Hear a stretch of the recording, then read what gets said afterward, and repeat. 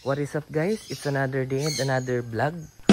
For today's video pala ay ito namang ADB ang ating i-installan ng mga accessories kasi madalas ito ng Click 125 ang inaasikaso natin. Baka naman magtampo itong ADB natin. Kaya ito muna for today's video. So ngayon pala guys ay lalagyan natin siya ng ito lang, mga simple lang naman. Gas tank cap cover na TRC ang brand. Tapos lalagyan na rin natin siya guys ng CVT cover na may acrylic siya. Ito siya guys. At XC yung brand niya.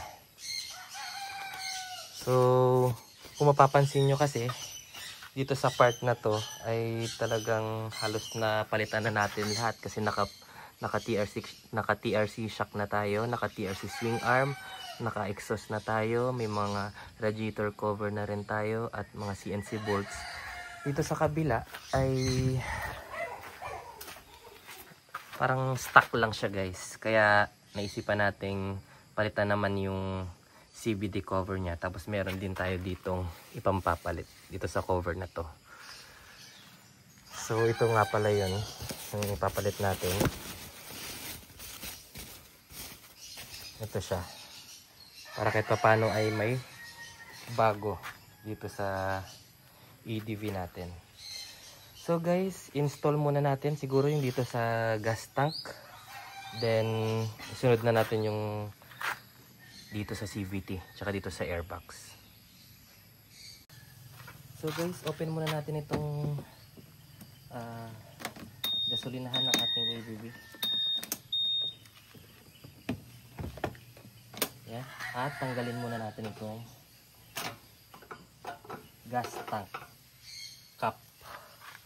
So dito lang natin i-install yung TRC na cover nito. So install na natin. So napakadali lang i-install nito.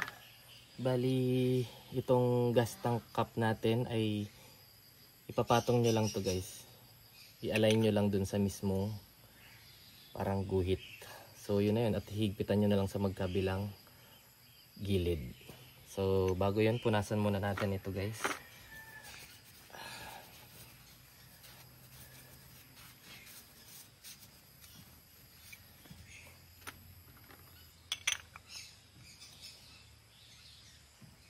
At may tools na rin palang kasama na panghigpit nito. So higpitan na natin.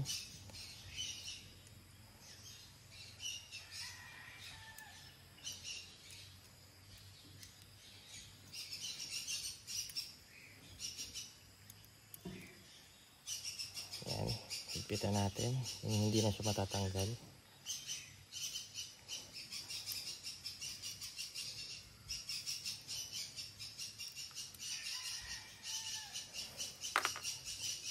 So yun, okay na.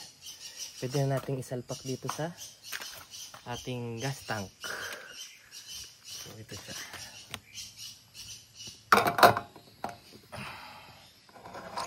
Yun. So yan na siya guys. So isusunod na natin yung CVT cover at yung airbox cover natin. So tara, simulan na natin. So unahin pala natin itong CVT cover at pwede pala ito sa PCX at saka ADB 160. At ito pala yung actual na itsura niya. Yan.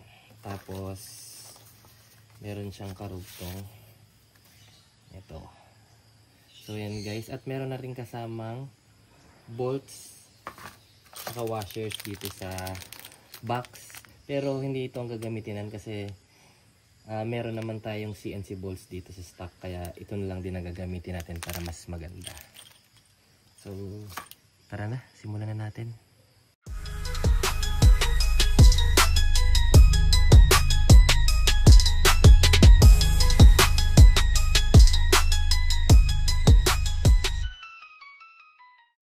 So guys, nakabit na natin yung CVT cover. So yan siya.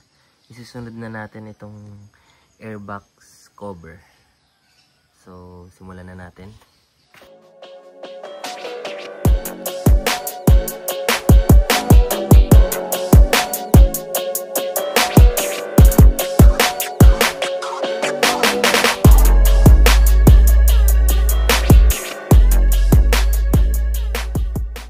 So, natapos na natin i-install yung mga accessories para dito sa ating ADB160. Kung mapapansin nyo guys ay ang ganda na tingnan ng dito sa left side ng ating ADB. So, goods na siya guys. Kumbaga laban na siya dito sa kabila. Kasi dito sa kabila natin guys, isiksik na rin siya sa accessories. Kaya, nilagyan natin dito sa left side. So, goods na siya.